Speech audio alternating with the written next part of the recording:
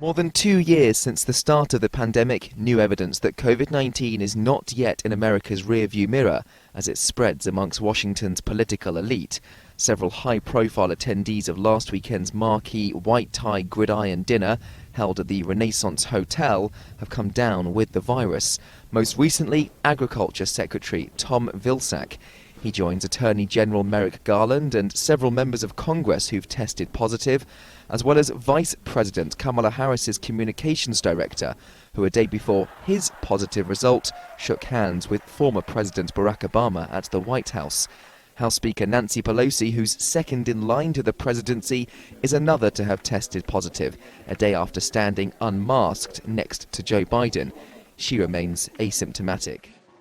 The White House, though, is undeterred, with President Biden hosting newly confirmed Supreme Court Justice Ketanji Brown Jackson on the South Lawn on Friday, in front of several hundred people.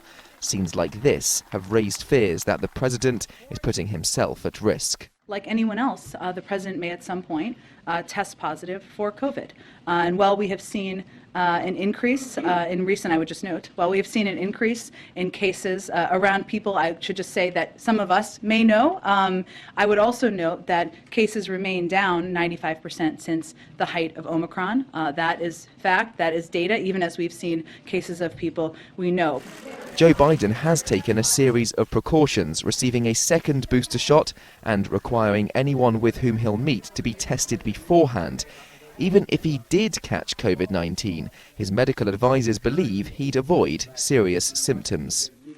He could get infected, but we're hoping that if that happens, that the amount of protection he has from his vaccination and double boost, that he would get a mild illness, if anything.